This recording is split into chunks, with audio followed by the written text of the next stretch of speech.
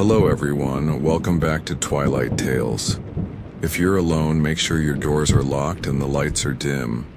And if you enjoy getting lost in darkness with us, don't forget to like, subscribe, and share with someone who dares to listen. Now, settle in. Because this story begins where many believe horror was born, around a flickering campfire in the middle of nowhere. The forest was colder than usual that night. Colder than it should have been for early autumn. 6 friends, all in their late 20s, had reunited after years for a weekend in the woods, far from city lights, cell signals, and the burden of daily life. They wanted to relive old memories, share laughs, and feel young again. Jesse had picked the spot. Remote, near a dried-up riverbed with a view of the mountains and plenty of room to pitch tents. Totally untouched nature, he'd promised. No humans, no noise, just us. And for the first day, it was perfect. They hiked, drank, even sang badly around the fire. But on the second night, something changed. It began with a story. "I heard about this place before," said Zoe, staring into the flames. Her voice was low, unsure, as if remembering something she wished she hadn't. "My uncle. He said this forest used to be sacred land, but not in a peaceful way." Everyone turned to her. The flames cast shifting shadows on her face, making her eyes flicker unnaturally. "Sacred for what?" Marcus asked. "For rituals," Zoe replied. "They said the dead were burned alive here, not just bodies, souls, bound to the earth, cursed never to leave. The fire wasn't meant to release them, it was meant to trap them." There was silence. The kind that makes you aware of every crackle, every whisper of wind. "That's dark," said Jenna with a nervous chuckle. "You sure you didn't just make that up?" Zoe didn't answer, but the woods did. A distant crack, a branch snapping. "Probably a deer," said Jesse quickly, standing up to check. "I'll go look." He took a flashlight and disappeared beyond the ring of firelight. The beam bounced, through the trees, jerking with each step. They watched him vanish, then turned back to the fire, a bit quieter now. Less drunk, more aware. 5 minutes passed, then 10, then Jesse's scream echoed through the forest. They all jumped to their feet. Marcus grabbed a branch, using it like a club, while Zoe and Jenna called out his name. No answer. Just wind and something else. The sound of dragging. Heavy thud snapped their heads to the left. Jesse was standing there, eyes wide, pale as bone, breathing so hard it sounded like he was choking. His flashlight dangled from one hand, the other hand pointed. "I saw someone," he said. "No, something, it wasn't right." He was shaking, the kind of tremble that doesn't come from cold. "I thought it was a person at first. It stood so still. But its eyes, they were all white. And it didn't blink." I said, "Hey man, are you lost?" And then it tilted its head like a damn puppet and grinned. Jenna touched his arm. Maybe it was just no. It whispered something, but not out loud. I heard it, but not with my ears. The others exchanged glances, nervous, skeptical, but also scared. They decided to double the firewood, build the flames higher. No one wanted to sleep yet. Zoe, who hadn't moved since Jesse returned, suddenly looked up. "You guys, do you smell that?" They did. Smoke, but not from their fire. Something older, deeper, like burnt flesh and soil. Then came the voices, not loud, not clear, just murmurs. Whispers carried on the wind. The kind of sound that makes your skin crawl without knowing why. One by one they turned in a slow circle. The trees seemed to lean closer. The fire dimmed just slightly, like it too was afraid. That's when they saw them. Figures standing at the edge of the trees, not moving, not blinking. 5 of them, 1 for each camper.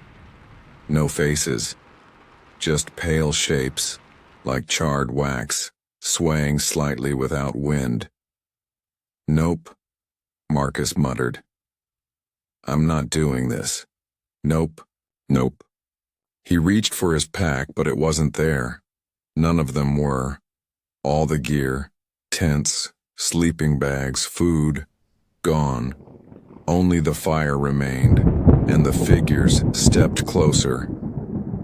"Run!" Jesse shouted. They sprinted blindly into the woods, not thinking, not planning, just running. Branches whipped their faces, thorns tore their clothes, but they didn't stop. Not until they were far, far from the fire. But they weren't alone. When they paused to catch their breath, Zoe pointed to the right. "There's another one." A figure, identical to the others, stood between 2 trees. Silent. Watching. "We didn't pass it," said Jenna. "How did it?" The figure stepped closer. They ran again, deeper into the woods until they found a cave. "Get inside," Marcus said. "We can hide, at least until morning." They crawled in. Cold, wet stone greeted them. The air smelled like rot. But it was shelter. Hours passed, or maybe minutes. Time felt strange there. They tried to sleep, but none could because the whispers had followed them, not outside. Inside the cave, coming from the walls. "I see you," a voice hissed into Jesse's ear. He jumped, smashing his flashlight against the stone. It flickered, and then went out. Darkness swallowed them. Jenna began to sob. "I want to go home," she whispered. "You can't go home," the cave replied, but not in her voice. A face lit up in the dark, not from a flashlight, but from within, its skin glowing like burning paper. Hollow sockets stared through them. Then more faces appeared, all glowing, all twisted in agony. "These are the Campfire Companions," Zoe whispered, as if realizing something from her uncle's stories.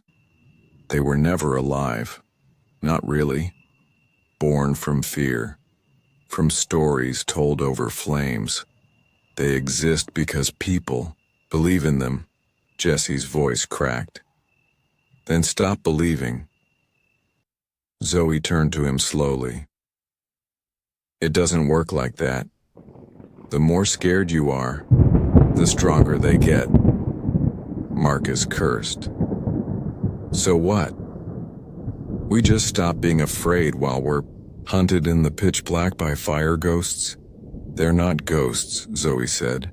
"They're echoes. Copies of old souls that were destroyed but not erased." Jenna screamed. One of the faces had come closer. Its mouth opened wide, far too wide, and let out a sound that was neither scream nor word, just pure horror. Then the cave began to shake, not an earthquake, a breath. Like something massive was exhaling from deep underground, the walls began to pulse. "We have to leave," Jesse shouted. But the entrance was gone, not caved in, just gone. Replaced with stone as smooth as skin. No, no, no, no, Jenna cried. And then they heard the fire again. But it wasn't theirs. It was below them. Flames rising. Not orange, but blue. A circle of fire burned through the floor of the cave. And in its center, the fifth figure. Jesse. But Jesse was still with them. I don't understand, he said, stepping forward. The figure reached up. Jesse screamed as his chest lit up, like it was burning from the inside out. Then he vanished. The other four stared in frozen horror, and the cave whispered, "One story, one soul, one flame." Marcus didn't wait. He charged at the wall, smashing it with fists, kicking, biting, screaming. The wall cracked, then shattered, and Marcus fell through, into the campfire. Their original fire, still burning, alone in the woods. He rolled on the ground, coughing, crying. The others followed one by one as if the cave had decided to release them. They were back. But something was wrong. There were 6 chairs around the fire, and 6 packs, and 6 sleeping bags, but only 4 of them remained. Jesse was gone, and in his chair sat a figure, not moving, not blinking, smiling. Zoe didn't sleep that night, neither did Marcus or Jenna. They waited for dawn, but it never came.